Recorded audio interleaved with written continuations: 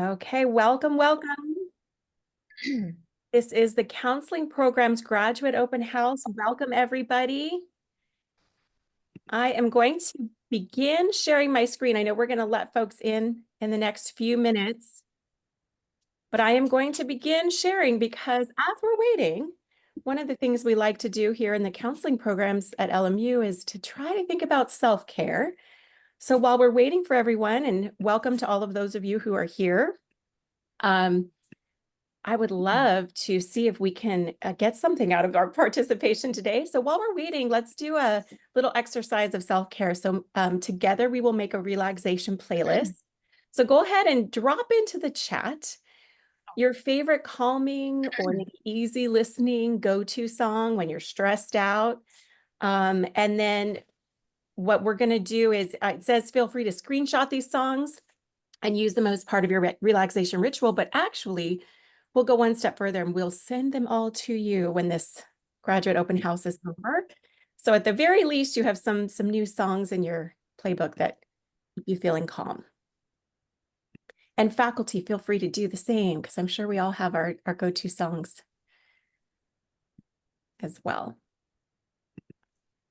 And can someone remind me when are the Dodgers playing today? Or are they taking it? Yes, at 5:08 p.m. That's right. It's always at 5:08. Okay, well, I promise to be done by then. And Dr. Francis, remind me when this is supposed to end in terms of making sure we get everyone over to see the Child Welfare and Attendance open house that wants. So the Child Welfare and Attendance open house will start promptly at 5. Excellent. So any students who are interested in adding the CWA to their PPS credential is welcome to say, which we'll talk about a little more. Okay, so 4:45. Okay, perfect. Thank you. Okay, so thanks to all of you. So we are now waiting just one more minute or so. There we have a few people who just joined us right now. Welcome to the Counseling Program's Graduate Open House. We're about to start. Thank you all for taking time out of your very busy days to join us today. We're going to learn a lot. We're going to meet faculty. We're going to meet students. But while we are waiting for the last few folks to arrive, go ahead and drop in the chat your favorite song that de-stresses you. Thanks to all of you who are already sharing, because we've already got a good list going, and we promise to send it out at the end so that everybody has a list of new songs and some oldies but goodies too, I'm sure. All right, so that is an open invitation, but we're going to go ahead and get started to make sure we're here on time. Can everybody see my screen okay? Everybody's good? Looks good. Okay, so welcome to the Counseling Program's Graduate Open House. This is intended for all interested students, prospective students, right, who are interested in one of our 3 master programs options, as well as adding on the Child Welfare and Attendance add-on authorization to the school counseling credential. We'll talk a little bit about that more, but just know that at 4:45, we're going to switch over. Those of you who are interested in adding on that authorization will stay on for, or we'll join another Zoom link for information on that. So welcome. Here's our little cheat sheet. I'm going to go ahead and dive right in, given the time that we have left, to let you know what's on the agenda for today. So we're going to briefly introduce ourselves. Faculty, staff, and students here, we consider ourselves part of an LMU family. Our department is just filled with amazing, interesting faculty and administrators, and of course, students. So we're going to get to know a little bit of each. We have faculty here, we have administrators here, and we have students all representing our programs today. Then we're going to dive into what we offer, what makes our program unique and flexible. And once we have, back here. Once we have every one of our student representatives here, no matter when that is, I'm going to kind of dovetail right into one of our biggest resources when you're here as a student, particularly if you're thinking about commuting, or you might, be returning to school after some time. It's really nice that we have a very robust Counseling Graduate Student Association, free to all students. Participate in as much or as little as you want. And we have students showing up to talk a little bit about our program, but also the Student Association and what you can do. And then, of course, what everyone wants to know is, what does the counseling application look like? What are the program requirements and deadlines? And we will try to go over all of that as well. So that's the agenda for today. If we have any additional time, we'll do a little icebreaker, but chances are with the Q&A, we're probably going to get pretty filled up here. All right. So again, thanks to all of you. If you're just joining us now and you're looking in the chat, seeing songs, we're adding our relaxation song of choice so that by the end, we can end up with a playlist. So feel free to do that at any time throughout this presentation. So here's our team. And like I said, we are proud to represent the LMU counseling programs. We consider ourselves a family. My name is Dr. Sherry Castro-Atwater, and I have been, I've been here since 2014. So this marks my 10th year, my 8th as director of all 3 of the Masters in Counseling programs. And I also was able to have the good fortune of creating the Child Welfare and Attendance Authorization, which Dr. Blanco, I'm going to turn it over to her next, will introduce herself as the CWA director. Hello, everybody. I'm Dr. Vena Blanco. I'm the academic program director for the Child Welfare and Attendance Authorization Credential, and I'm also full-time faculty teaching those courses. We are so excited that everybody is able to make it today, and most of all, go Dodgers. I wanted to add that. Of course. Thank you, Kat. Wonderful. Thank you, Dr. Blanco. Dr. Parham, Bill, take it away. I will introduce myself with the Go Dodgers first, because I'm really rooting for them on the 3rd day. And anyway, I'm Bill Parham. I'm a psychologist by training and a faculty here in the counseling program, and have served a number of roles as director, chair, associate dean, and so forth. But currently, in addition to my role as a professor, serve as a director of the Center for Trauma-Informed Education. I'm also a big portion of what I do is in sport. And so outside of LMU, I serve as the director of the Mental Health and Wellness Program for the National Basketball Players Association, a role I've had for about 6 years, going on 7. So it's really managing the mental health program for the athletes, professional athletes in the NBA. Between those two have a full plate, but I'm always at the end of the day feeling blessed to be balanced and busy, but also, and more importantly, looking forward to all of you, because one of the reasons our program is successful, in my opinion, is not because of the faculty and the staff, but also the students and what you bring to the table. And it's that symmetry and that balance and that transfer of energy that really makes this thing rock and roll. So we're looking forward to what you bring. You guarantee that we'll bring our A game, and welcome. Thanks for your interest in our program. Thank you, Bill. Thanks for that nice welcome. And then above this line are all of our full-time faculty. So you've met Dr. Blanco, you've met Dr. Parham, you've met me, and we do have 2 other wonderful full-time faculty. Dr. Fernando Estrada is currently working with dissertation students right now as we speak in the doctoral program, but he is an associate professor here in the counseling program full-time. He teaches social emotional functioning, group counseling, human sexuality, and some other courses. And his research focuses largely on the intersectionality between Latinx populations and LGBTQ. And he is also our kind of go-to professor if you're ever interested in doing research, presentations, conferences. He loves working with students in that way. Also, we have Dr. Maya Hoskin. She's our newest addition as assistant professor. She's here full-time, and she is currently on maternity leave. So she will be returning with us again in January. So we are thrilled to have our whole team of faculty above the white line, but equally and more important are our wonderful, amazing administrators. So I'm going to turn it over right now to Dr. Marianne Francis, who serves as the assistant director to all programs, and I have the privilege of working very closely with every day. Oh, thank you, Dr. Atwater. I'll give you the gift card later. I want to say go Dodgers, but I'm from New York, so I don't know what to say, so I won't say anything. You can still say go Dodgers. All right, go Dodgers. But you know, I don't discriminate. So hello, everyone. I am the assistant director of our programs. I'm so thrilled to see your faces. By the way, you don't have to, but feel free to turn your cameras on if you'd like. If you are shy, that's okay. But I am really thrilled to, be here today and share with Dr. Atwater a lot of the information that we have to offer. We have some special guests joining us today, and we're going to reveal them later. So I'm really excited. I have been teaching here for over 6 years, mostly involved in the internship aspect of our program, serving as a university supervisor for the internship portion. And I also collaborate really closely with our lovely director, Dr. Sherry Atwater, and Dr. Kathleen Blanco on administrative tasks and do all the things in the backgrounds to make sure things work smoothly. We truly hope that you'll fall in love with our programs as much as we love them. So stay with us until the end, because I do have some important resources that I will post in the chat all the way at the end. Thank you, Dr. Francis. And I'm pretty sure Miss Baez, I don't think she was able to join us today, but she is the happy, smiling face of she's your counseling program advisor.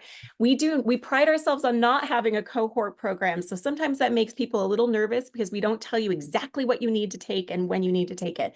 We know you have busy lives. We pride ourselves on our flexibility. We offer courses either 4:30 to 7 or 7:15 to 9:45 on Mondays through Thursdays. Some of them are online, some of them are in person, some of them are hybrid.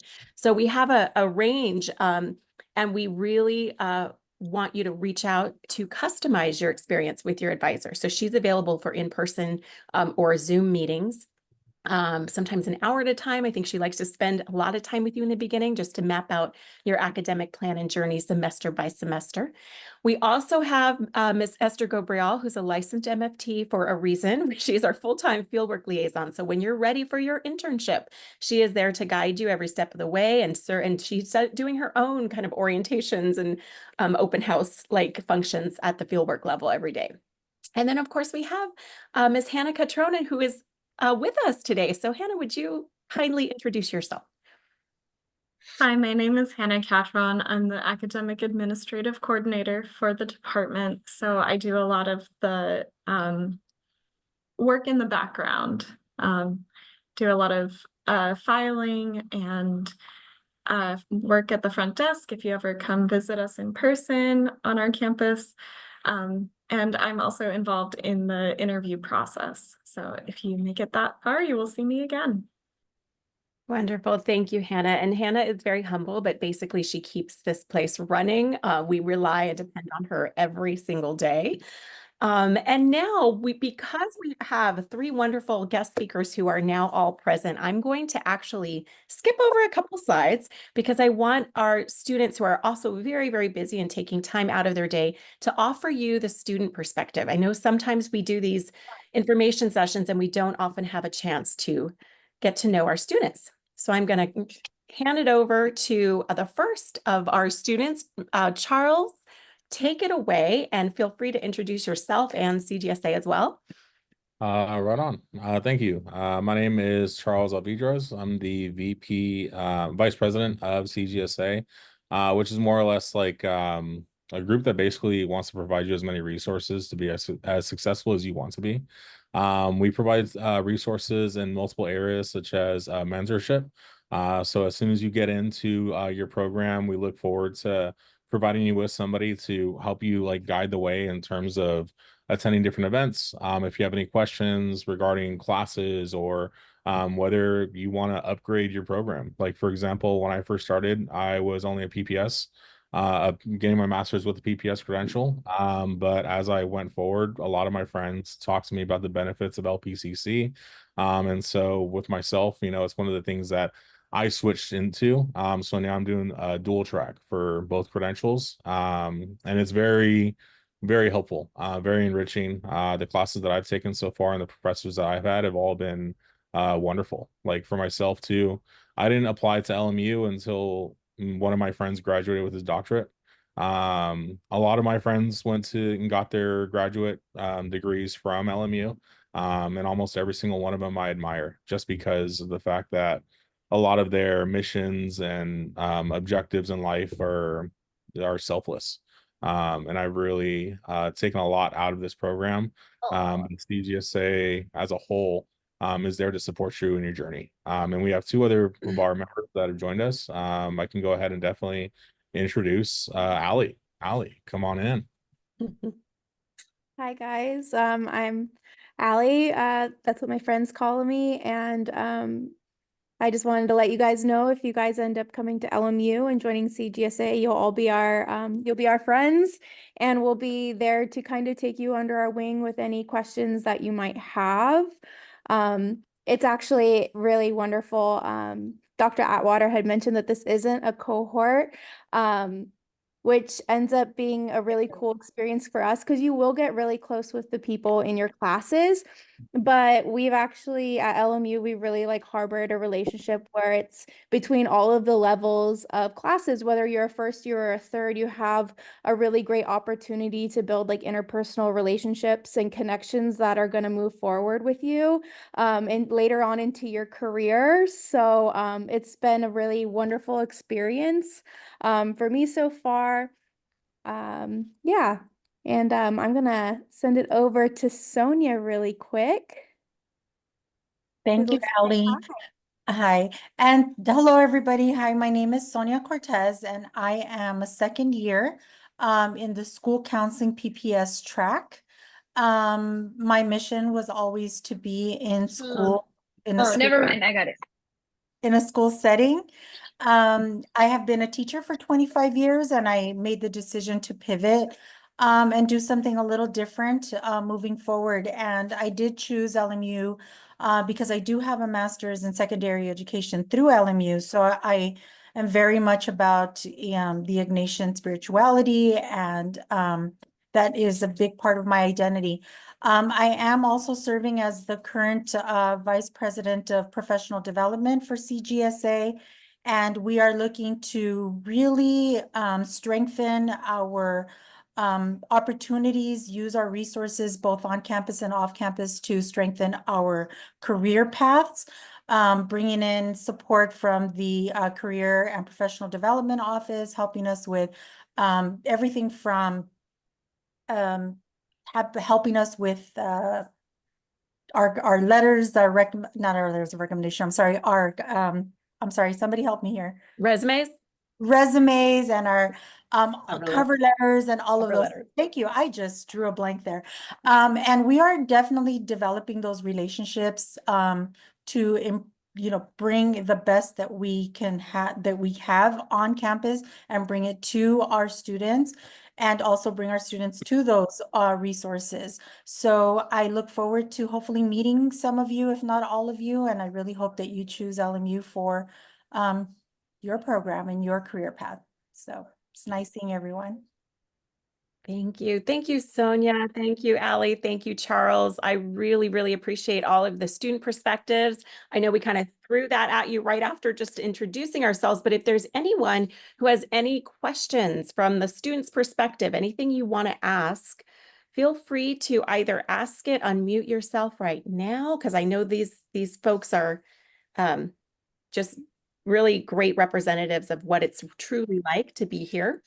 So I'll give a moment for everyone to think of any questions. If you'd rather put it in the chat, feel free to do that. And Dr. Francis can kind of read those out as well. Yeah, we already have a question, actually. Aurora asked, were you able to get into research if you wanted? Anyone want to relate to that one? Yeah, I can comment on that. Yeah, one of our first classes, or actually one of the classes I took over this past summer, delved into research. And actually I really enjoyed it. I was super scared for it, just because it had the word stats in it. So I was like, oh no, like not again. But going into it, it was awesome just because our teacher, our professor, was helping us realize that how useful AI as a tool in terms of research and finding sources and articles, and then being able to confirm and verify those articles as like actual things, because sometimes AI, according to her, would make up articles or make up different things along the way. So for us, it was really enlightening in terms of the realm of research. Another piece that I'm doing right now in my psychopharmacology class is looking up additional or alternative treatments along with a mental illness and along with the medication that treats it. So in terms of like research and being able to look up additional alternative treatments, that is something else that I'm working on right now.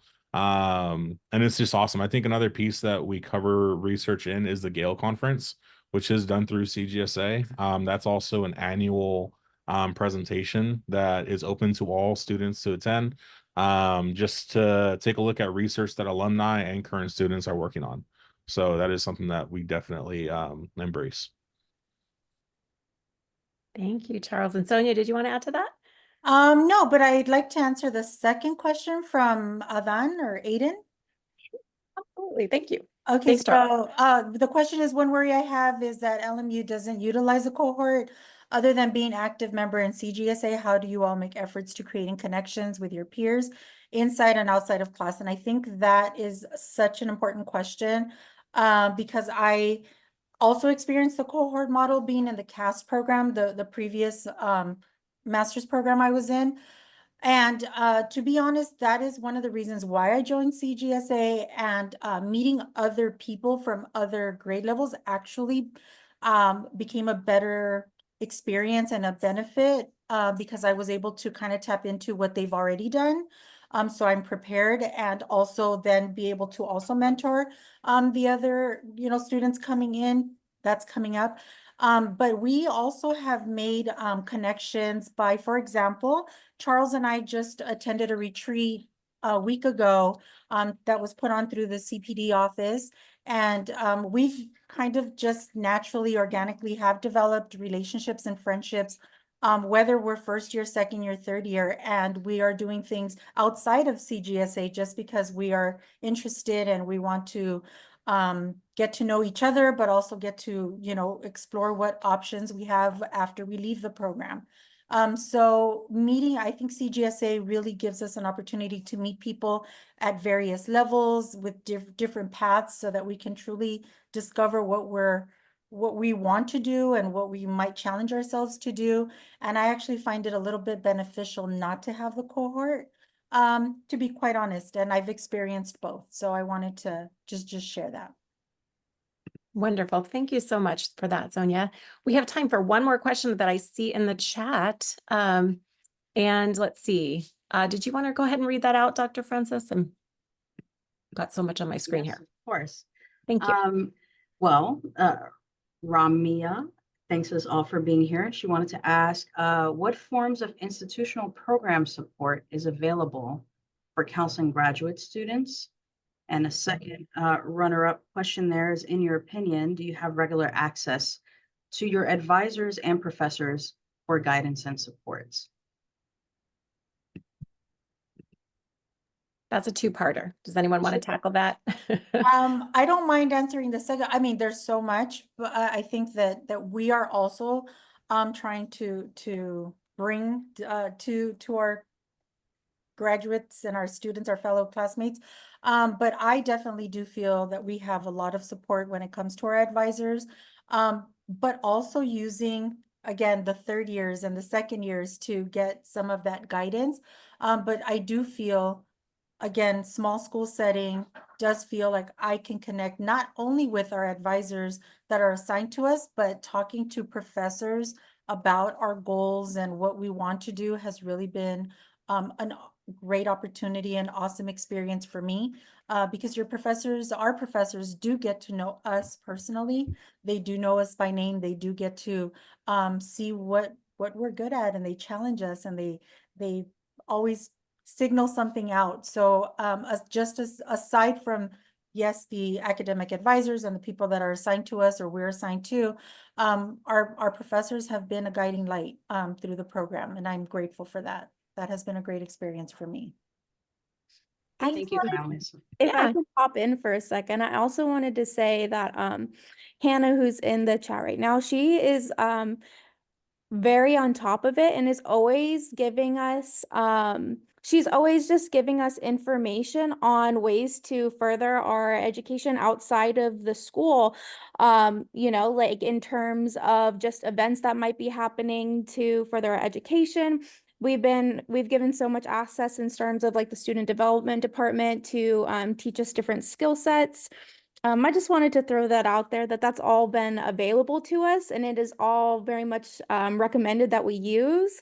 And there are tons of people who want to try to guide you, and so many resources available to us on campus. And then I just want to say, like, I'm going to self-disclose here, but I'm a mother of two little ones, and I have had a really wonderful opportunity with all of my professors who have, whenever I've had questions, or they always responded so promptly. I mean, I've even had a professor like message me at like back at 5 o'clock in the morning to a question, because they're all here to really just be on your side and, you know, helping you to get the best that you possibly can, because, you know, moving forward, we're going to be representing LMU, and they really just own in on that and want to be support systems for us. And it's been really beautiful. So, yeah. Thank you. Well, I want to say thank you to Charles, to Allie, to Sonia. Thank you all for showing up, for being present, and also answering questions and sharing your perspective. If you continue to have questions, some of them might be answered in just a couple seconds when we do the overview of the program, but I do want to be respectful of their time as well. So thank you, current students. Appreciate all of your participation and willingness. I just asked them yesterday, and all three of them so quickly responded. So thank you for that.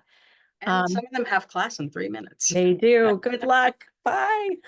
Thank you. All right. So I appreciate that little segue. We're going to launch in now to the difference between our counseling specializations.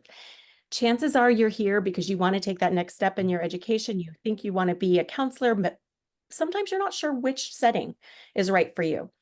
Here's what we offer. We have the guidance and counseling, which is also, you can think of as a higher education counseling. So this is a master's degree that's 41 units. It typically takes 2 to 2.5 years to complete, depending. And again, we'll talk about this more, but that depends on whether or not you utilize summer sessions to kind of complete some of the required coursework. But this is if you want to work in a higher ed setting. So this could be a community college or a four-year institution as an academic advisor or counselor. And if you come for this 41 unit program, you will have a 200-hour internship over one semester, where you are placed in an internship within a higher education setting, and you're learning on the job skills to place you, you know, to be well situated for graduation. It does not offer, however, a credential or a path to licensure. So that is kind of our program for those if you know where you want to work, right? If you know you want to be a counselor and you know you want to be in a university setting or a community college setting. We then have the 48-unit program, which is what we would call our more traditional school counseling track. It offers, in addition to the master's degree, the pupil personnel services, credential, and school counseling. We are accredited and approved by the California Commission on Teacher Credentialing, which governs what that curriculum looks like and where you are placed, including how many hours you have to work in your internship. So this is, again, probably going to take you more like 2.5 to 3 years because it includes an internship that's 800 hours over 2 semesters or a full academic year. What that translates to is about 30 hours a week in the school setting in your final year.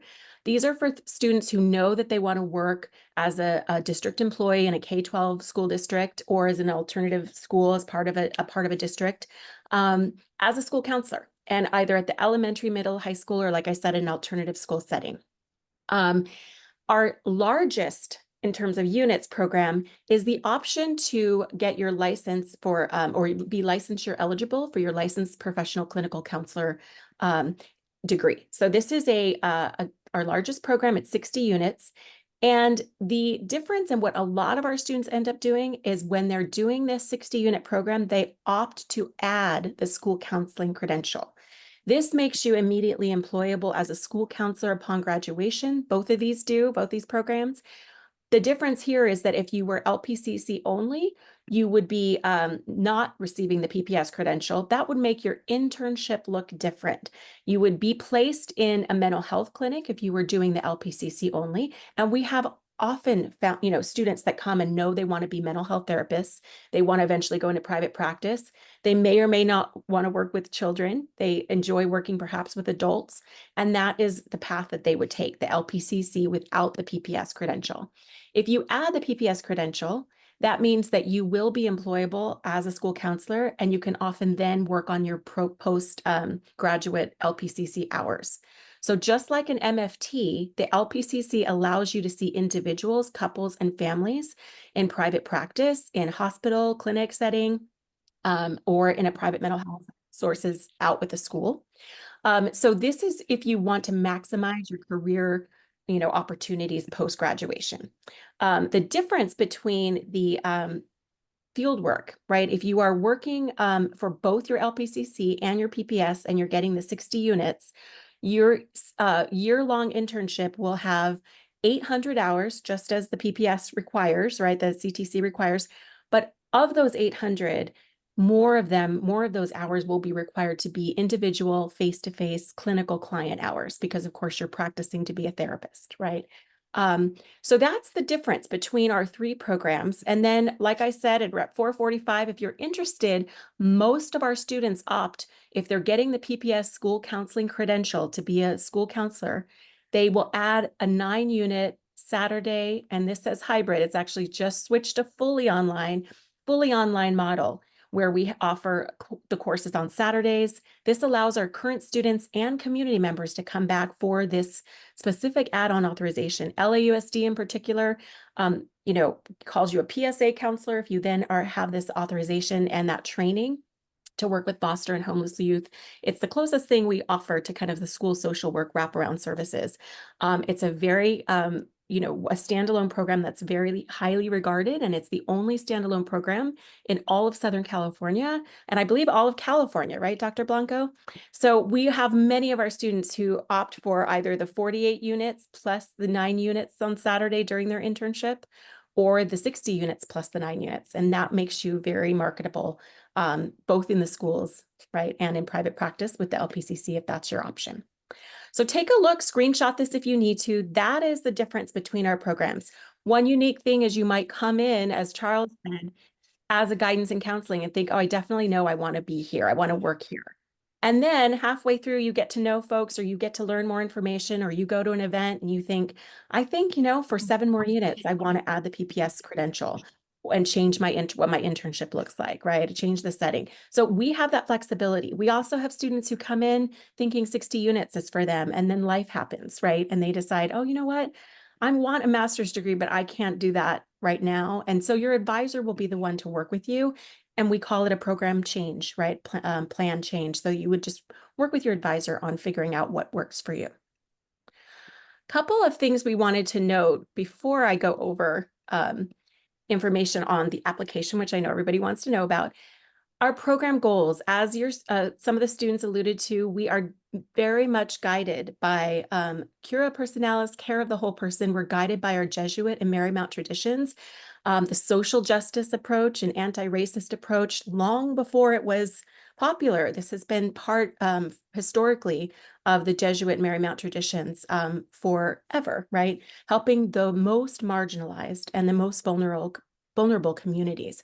So we really pride ourselves, all our syllabi, the content of our course curriculum, the self-reflection exercises that everyone does in every class are guided by that care of the whole person, and also knowing thyself, right, before helping others. There's a lot of emphasis on self-awareness, looking at our own personal growth, our strengths, being able to say them with confidence, being able to know our blind spots and our biases as well. That all becomes part of your professional identity. And then a final part is, let us be a job reference for you. Graduate school, for those of you who are coming straight back from undergrad, from undergrad, or have taken a couple years off, we have small classes. As the students mentioned, we get to know all of our students individually by name. We welcome office hours that, really with Zoom, you can pretty much, have an appointment with us at any time you're requesting it when you're in our classes. Communication, punctuality, we're watching those things, right? And so we want to be able to be a job reference for you. So it's a very different, more intimate relationship that you have with your faculty and with your professors, advisors, that we pride ourselves on. All right. So this is a professional graduate school. You will be employable upon graduation. So we offer partnerships with the Career and Professional Development Office starting in the fieldwork. So we get your internship, we prepare you well so that you're not kind of a deer in headlights. All right, this is a little bit about what our customized learning approach looks like. You would begin with introductory courses. So foundations of counseling, counseling theories, helping skills, lifespan, ethics. These are all courses that are grounded, right, in foundational clinical skills and clinical practice. And then we have classes offered in the summers, which we'll talk about in just a moment. After you take these prerequisite courses, you move on to more intermediate courses like multicultural counseling, social emotional functioning, career counseling, assessment, culturally responsive counseling, or practicum. And you're all kind of headed towards the field work, right? So usually you have 1 or 2 summers in which you are optionally allowed to take classes. Most of our students take courses in the summer. And what we need to make sure we are aware of is that they are different, right? So all classes are mandatory. Attendance, we take it very seriously. So when you are planning with your advisor, you want to make sure that your work is allowing you to get here by 4:30 if it's an in-person class, that you are carving out time, right? If it's 7:15 to 9:45, that you have that availability. But in the fall and spring semesters, classes are offered once a week, right? So you might have a class 4:30 to 7. You might have another class 7:15 to 9:45. If you prefer to commute only one day and they're in person, then you can have them back to back. Your advisor works with you on how you learn best. What is your learning modality, right? So once a week for 16 weeks, classes are offered in fall and spring, and your advisor works with you on what's next for you in terms of what prerequisites you need, what classes you need to take. Summer semesters look very different. They are extremely intense. If you choose to and opt in to take summer classes, they are 6 weeks instead of 16. We actually have 2 summer semesters, one that starts mid-May and ends in end of June. The second one begins the 1st of July and ends mid-August. Those classes meet twice a week instead of once a week, right? Because they're 6 weeks instead of 16. And they're offered, again, 4 to 7 or 7:10 to 10:10. I taught 3 summer classes this summer. They are intense. They move fast. So if you do have a full-time job that you're carrying, students find it that a lot of times they'll have full-time jobs that they carry through the first fall and spring semesters. Just make sure that summer semesters, right, you're prepared for the amount of work in such a short time. The average class size is 15 to 20 students, but of course our clinical courses, the ones where you're learning clinical skills, are often capped at 8, 12, or 14. And that's for the very specific reason that faculty need to give you very intense feedback, right? And watch a lot of counseling sessions and all of that.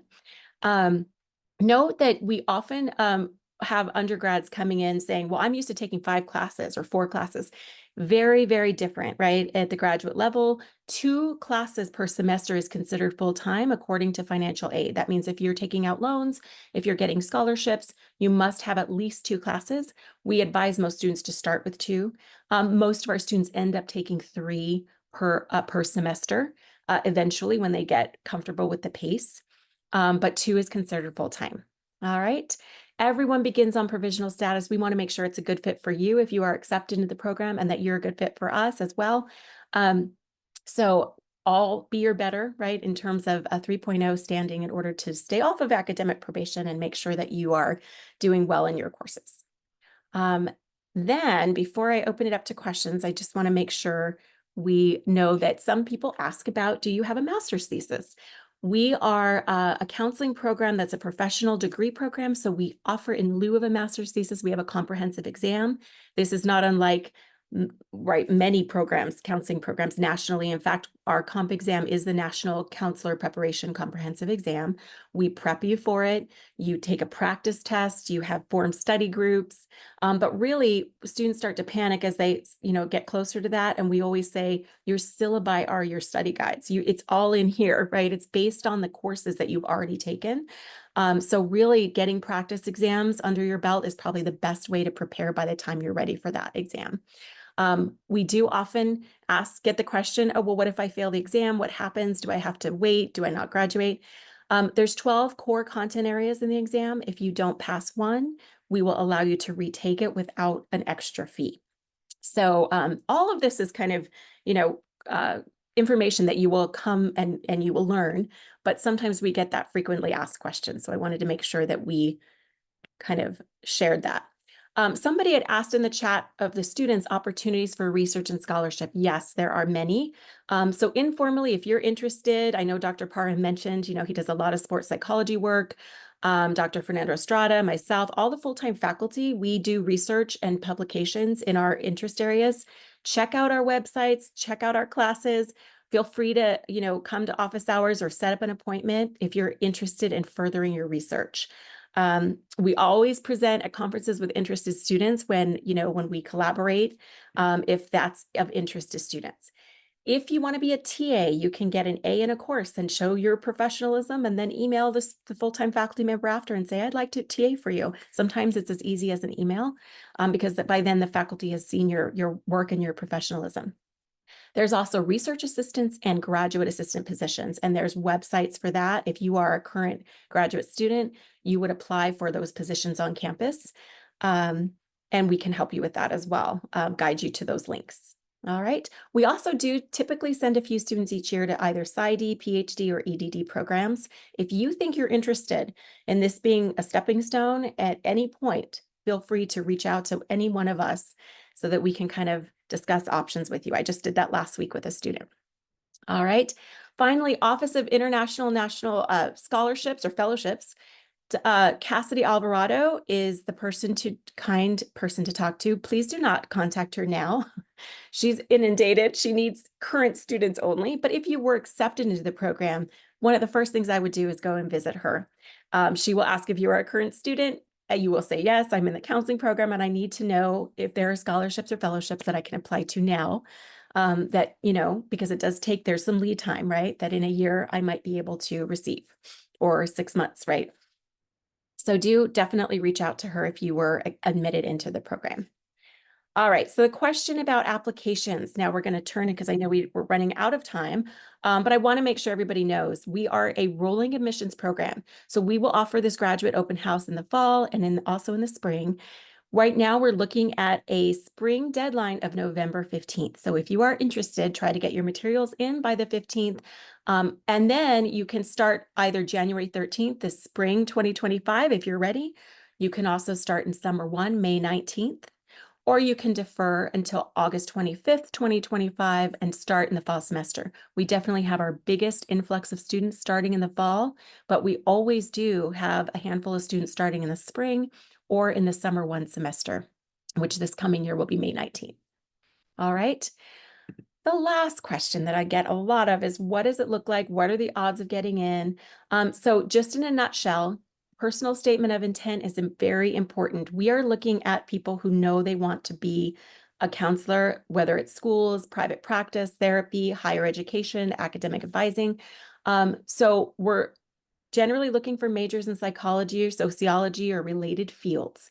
If you are coming from business, if you're coming from accounting, we would want to see why and how you know that this is the career pivot for you. This means, do you have any volunteer or paid experience observing, shadowing counselors, doing volunteer work at your church or community, working with youth in a mentoring type capacity? So we're looking for what evidence do you have that this is right for you? So make sure that you highlight that in your personal statement, especially if you're coming from an outside of psych related majors. Official transcripts, we do need a 3.0 or better. However, every year we also accept people under a 3.0 under an exception rule, as long, again, in your personal statement of intent, speak to that. I moved away my freshman year. I almost dropped out. I had a hard time. That's why my GPA is lower, right? And then we will, kind of ask that, and follow up with that if we need to. So don't, eliminate yourself if you're not quite at that 3.0 mark. Always reach out to us if you need additional guidance on that. 2 letters of recommendation, certificate of clearance, and then if you're getting the PPS credential, a way to kind of get the California basic skills requirement met. I think they just got a little more expansive on those requirements, so it's less onerous than it used to be. But again, rolling admissions, we hold admissions all year round interviews. So if you are, if you are actually called in for an interview, it means that you have met all of this criteria, and we firmly believe that you would be an excellent applicant for our program. Okay, I know that was going a mile a minute. Well, and I really do wish we had time for breakout rooms because we do like to do a lot of get to know you. But I do know that I'm supposed to share with you right now, you're going to move on to the child welfare and attendance authorization orientation or graduate open house if you're interested with Dr. Blanco. But there's also tonight financial aid, career and professional development sessions, and then also on Tuesday, the international student panel. All right, I will stay on in case there's any individual questions. Otherwise, thank you all so much for participating. We really value your attendance, and we look forward to hopefully seeing you very soon.